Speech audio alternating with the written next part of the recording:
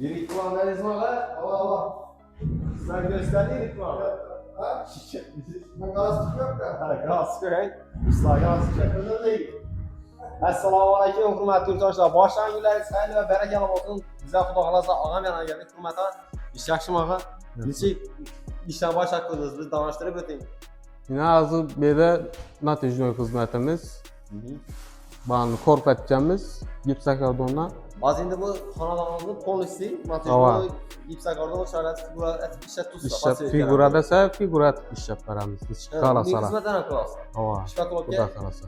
Bu narsalarni yıkarım. Natijli oytayına patsivetçe olsa patsivetçe hem taşap veremiz. Patsivetçe deseler. Bo'ldi, gap bo'lsin gapmi. Bemalol og'am murosada sizlar bor, og'a qarang, bizani patishkani bir ikki xonasi emas, polisi hozirda bo'lishi mumkin. Hamma natijada. Aviyon çok olsa gelişip Yarış qilib berasizlar. iş kılıp görüp mesela adamlar göredik o. Ava. Nere arzan olsa şöhret verir. Hozir xalqimiz Şuradan hem geliştirip iş kılıp hozir etip internetga veremiz. boshlangan zaman-ku. Ava. Shu odam qaraydi internetga.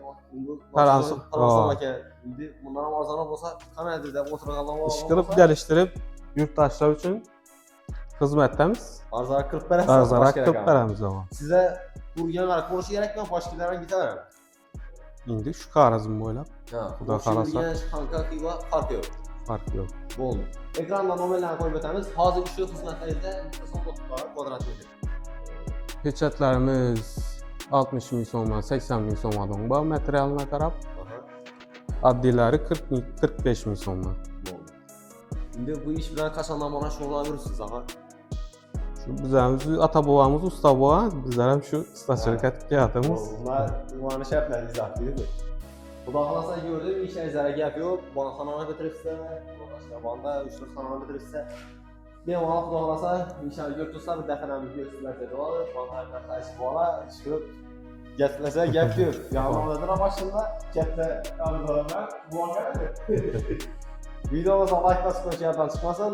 Shunga xizmatlar kerak bo'lsa, bemalol og'ama murojaat qilaverasizlar. Bugun xudo xolasa o'zlarimizni Yerosimda salom bo'ladi, yangi chiqishda xizmatda keldi. Shunaqa gaplar, sog'mi, og'a, ishlaringlar, charchamang. Selam işten aldım.